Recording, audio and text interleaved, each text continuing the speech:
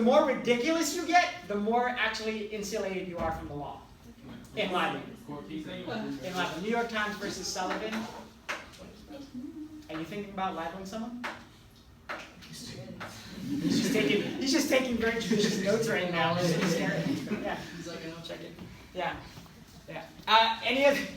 Man, we're going all over the place. All right. So, that's what I needed to talk about. I needed to talk about this part. Right. So if we're criminal and civil, right? You also see the difference in the classic example that we have is O.J. Simpson.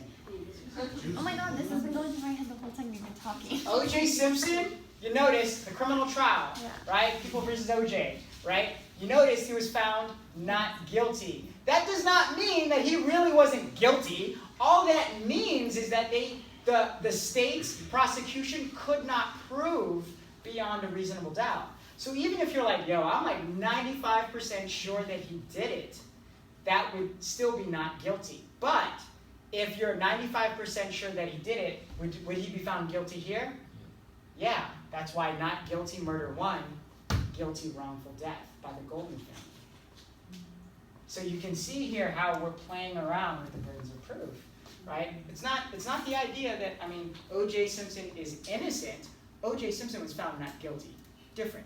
Little different thing there in regards to legality, right? So, with that being said, I was just reading an article on O.J. Simpson. Literally just now, but so it says he lost his home, he lost all the stuff, but is it likely for a person like him to go back and sue, like in the civil court? Like, would that be a good idea for him since he was I think he doesn't want anything to do with the court system. Right now? Because he was lucky one time. But if you're asking, can he sue? He can sue for But it's anything. not like I just want to know what he's suing for. What is he suing for? or like losing, for like the emotional damage it caused him, like all the time that he lost.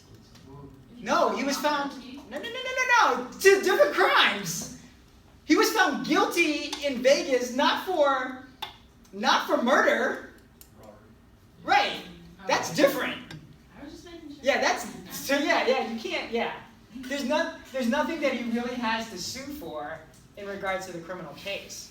In fact, if anything, because here's the thing that okay, let's go ahead and like extend out your argument, which is like, hey, he was found not guilty and he wants to sue because of his loss of reputation. You can easily make the argument that he actually gained a reputation as a result of it. Right. So it's not in his favor. Sort of hard to do. It's really hard to do. Right.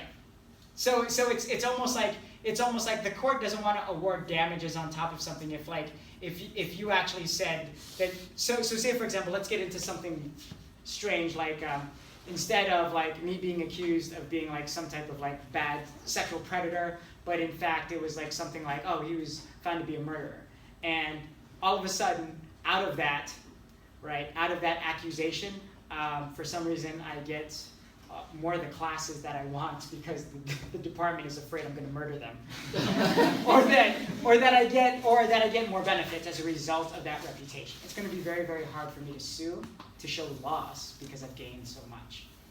So you're going to have a really hard argument to make, right? Yeah, that some people are. I mean, and we live in a day and age now where like you can't just argue that it's intentional infliction of emotional distress or that you lost your reputation when in fact in today's day and age a lost reputation actually gains notoriety or gains publicity, and a court is going to be very unwilling to like, oh yeah, you should get more money, right? Okay, so yeah, if you were thinking OJ, exactly this, right?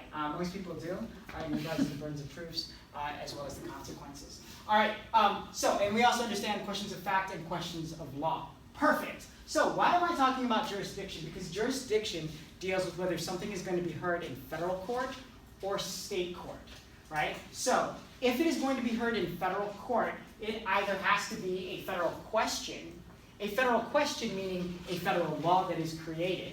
So we're talking about the criminal aspect of it. So when you put down federal question, put in parentheses criminal, right? And then you have, this other thing which regards diversity of citizenship. So in order to be heard, I want to make sure we understand this, the jurisdiction, meaning to be heard in federal court, it has to be either A, a federal question, or B, diversity of citizenship. Diversity of citizenship addresses the civil question. So, diversity of citizenship means the parties are from different states or citizens of a foreign country, and that and is important, and the amount in controversy is at least $75,000. So, someone is suing something. So, say for example, I am suing someone. If we're both from the same state of California, right, then we're going to be heard in California state court. We're not going to be heard in federal court. We're going to be heard in federal court if I am from California, the other person is from Nevada, and the amount in controversy is at least $75,000.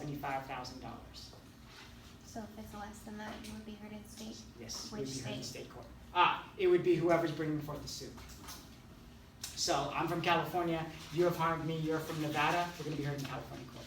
How do juries work for like U.S.? Is it gonna is your jury gonna be like widely across the country, or is it gonna? No, some juries in some states are a number different than 12. We're used to 12 jurors. There are some states, depending on the crime, which have less or more. But are they all gonna be from the same state? Huh? If it's state court, The they're all jurors? from that state? Yeah. Yeah. And if it's like U.S.? Well, so where are jurors taken from? They're usually taken from DMV or voter rolls. So it's within the state, yeah. And then if it's U.S., how does that? If it's So federal? they're in, yeah. All right, so these are district courts that are all that are within the state, right? So say for example, U.S. district courts, we have 94 U.S. district courts in total. Every single state has at least one district court, right? So the people who are heard here usually are within the jurisdiction or can reasonably get to that location, right? Any other questions? No other questions. So we understand the amount in controversy, at least $75,000. I can tell you that on the test, there's a couple questions concerning jurisdiction. These are the questions that most people get wrong. So make sure you understand jurisdiction. Jurisdiction as it applies to both civil and criminal question. Can you elaborate more on the standing part? Yeah, I haven't talked about the standing yet. Yeah. So yes, I will be going into it more, as in like start it, but yeah. We good on diversity of citizenship? Cool. If we understand jurisdiction deals with the federal question and diversity of citizenship. Standing is the second element that you need to be heard in court. So we understand we're good?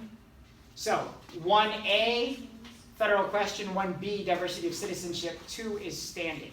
Standing means that you have suffered the harm. What does that mean? It means that you cannot go to a federal court, or you can't go to the Supreme Court especially, but you can't go to court and say, hey, so how do you feel about the death penalty? Or hey, how do you feel about abortion? Or hey, there's something that's going on. I have a friend of a friend, right? Those are considered hypotheticals. You do not have standing there. You actually have to have harm in order for them to hear the case. Does that make sense? So in other words, you can't go to the court and be like, hey, I want you to settle this case on discrimination.